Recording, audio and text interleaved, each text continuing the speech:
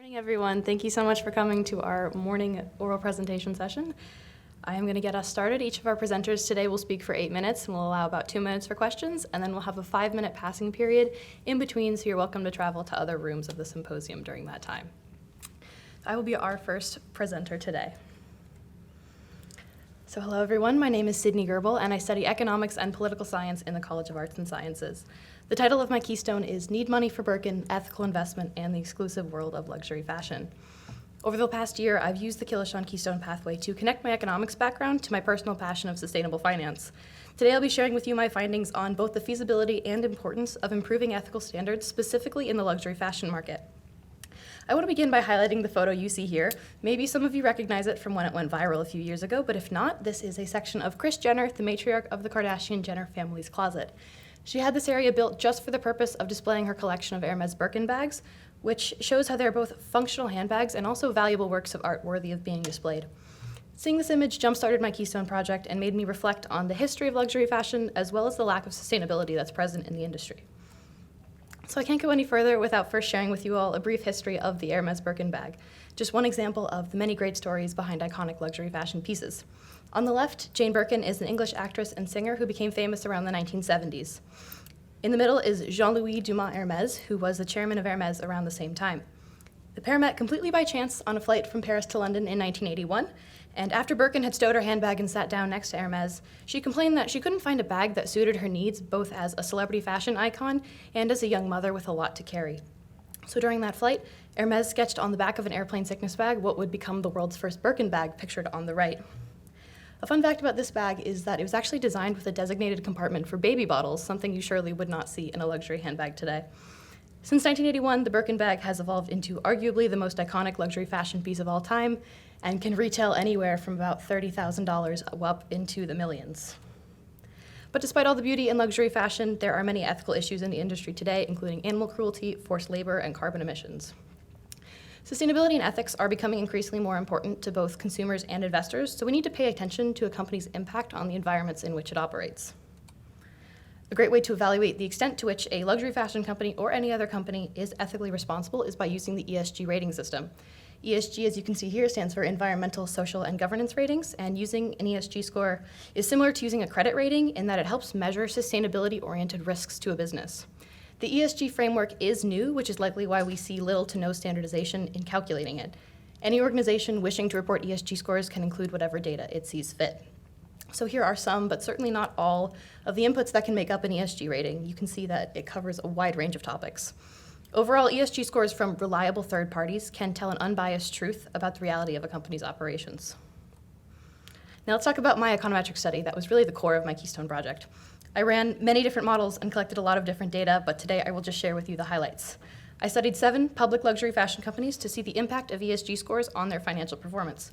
As I hinted at before, sustainability factors influence the decisions made by both consumers and investors, so it's important to note that I have 2 main regressions because I wanted to study those 2 effects side by side to see how the results differed.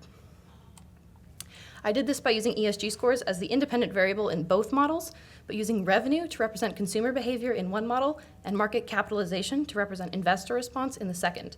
If you're not familiar with the term market capitalization, it's equal to the number of outstanding shares of the company's stock times the value of one's share. It's also called market cap for short. The tools I relied upon to build and analyze my unique data set were the Bloomberg ESG database, the financial reports of the companies, and data for regression analysis.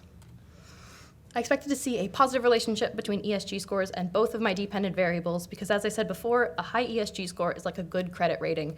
It signals lower risk to the portfolio and better ethical behavior, attracting investors and sustainability-oriented customers alike. So here I wanted to provide an example of what Bloomberg ESG data actually looks like. So this is a screenshot of the Bloomberg ESG page for Hermes in 2020 when they had a score of 41.3. Bloomberg scores from 0 to 100, with 0 representing horrendously unsustainable practices and 100 being ideal operations. So overall, a 41.3 isn't great. To give you a high-level overview of the rest of the ESG data, here I've charted the other companies' yearly and average scores over the 10-year period of my study. We see 2 clear frontrunners at the top, LVMH and Kering. For context, LVMH owns brands like Louis Vuitton and Fendi, and Kering owns Gucci and Balenciaga, among others. And the underperforming company at the bottom there in red is Capri, which just owns Michael Kors, Versace, and Jimmy Choo. Next, I have summary statistics for my two dependent variables to give you a general sense of the size of these companies. These are output tables directly from Stata, and at the top of each in blue, you can see the command I used. Each one begins with xtsum, which is the summarize command you use for panel data or data collected across multiple entities over multiple time periods. So this command picks up variation both in between brands in any given year and also within a brand over time. The data was measured in millions of US dollars, and the averages are highlighted in red. The average revenue, therefore, of the companies I studied was about $16.5 billion, and the average market cap was around $47 billion. So the model I'm sharing today is, again, two-stage instrumental variable regressions. The first stage of both of my regressions is identical because it just tests the soundness of using my instrumental variable, which is the total number of retail stores a company operated. This variable, therefore, shows that the total number of stores a brand has impacts their ESG score without affecting market cap and revenue. You can see the Stata commands again in blue. All of those elements after the comma are just small corrections to ensure that I get the most accurate output possible. What's most important here is the coefficient highlighted in red.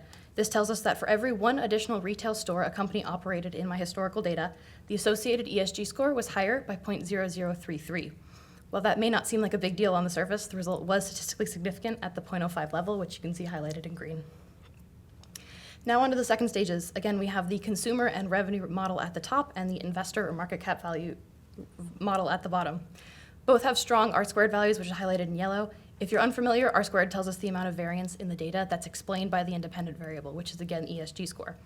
The higher overall R-squared on the revenue model, which is about 0.32 compared to 0.24, may be a suggestion that ethics and sustainability have had a greater impact on consumers over the past decade. It says that nearly a third of the variance in revenue is due to changes in the ESG score. We'll talk more about the coefficients in red on the next slide, but here again you can see in green that they are both statistically significant at the 0.05 level. By plugging those previous coefficients in the red boxes into a more traditional equation, we can see that in the revenue model, an ESG increase of 1 point was associated with a revenue increase of about $4 billion. And an ESG increase of 1 point was also associated with a market cap increase of approximately $16.6 billion. So these results support my hypothesis that I would find a positive relationship between ESG and both dependent variables. So in other words, running a more sustainable business led to better financial health in this data set. The takeaways from my Keystone are threefold. First, elevated ethical standards were linked to positive business outcomes in my study. This doesn't mean that increased revenue and market cap are guaranteed if a brand were to improve its ESG score in the future, but I did find a noteworthy historical relationship in my study. Second, there may be some complications to my conclusions in that we could see an issue of reverse causality. While I studied the effect of ESG on financial health, it would also make sense to flip those ideas and consider how increased revenue and market value enable a company to make sustainable decisions, which are often expensive. Finally, I'm confident in saying that sustainable business is here to stay. The sooner companies adopt better practices, the better off they'll be in the long run. In the US, for example, we're already seeing major plays coming from the SEC in just the past few weeks related to climate disclosure requirements, so the impact of ESG factors will surely hold greater meaning over time. And lastly, sustainability and luxury fashion can and should coexist. The market is stable enough to allow for innovation, and younger generations of consumers will drive sales higher for more ethical products. With all that being said, I'd like to conclude by expressing my gratitude to the Killeshan Honors College, Director Preston, and my project advisor, Professor Nadenko. Thank you all for listening, and I'm now happy to take questions.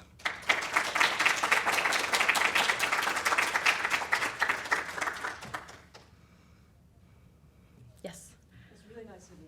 Thank you. I'm interested if it's possible to dig into the components of the ESG and have a more fine correlation. Are those Yes. data available? Or? So I can take you back here.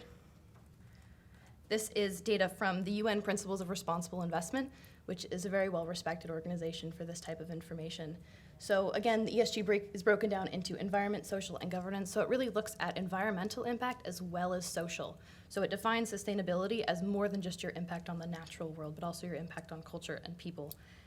So it really, as I said before, any organization wishing to report ESG scores can include whatever they see fit and weigh it as they see fit. But they all will look at ethics overall, so anything from environmental impact through climate change or pollution, as well as working conditions, their tax strategy, their audit structure, the breakdown of the people on their board. It can really cover a lot. So it's hard to standardize when you have that volume of information. So I really do think that is the future of the field, is narrowing down what we consider most important, which again will probably still vary between organization to organization. Great, thank you very much. Thank you.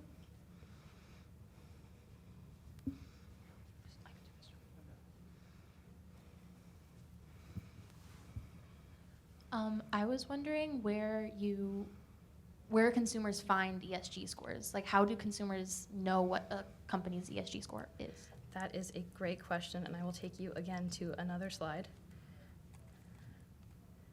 This one. So this is what I got from Bloomberg. Bloomberg is not publicly available. You have to pay for a terminal. It's often very expensive. So I'm very fortunate to have been able to get access to this. However, you can see in the top right, you'll see other companies there like Sustainalytics, ISS, MSCI. I'd say those are probably the three most well-known. They have different levels of disclosure. So on Sustainalytics website, you can get some information, and I assume this would be the same with ISS and MSCI. Unfortunately, right now, it's not great in terms of public availability, which is, again, another improvement I see coming in the field soon. You can get a lot through the news, I think, and you can see some things in academic literature if you have access to that, but disclosure to the public is certainly an area of improvement for the field. Thank you. Okay, let's give Sydney a nice round of applause. Thank you. And our next presentation will begin in just a few minutes.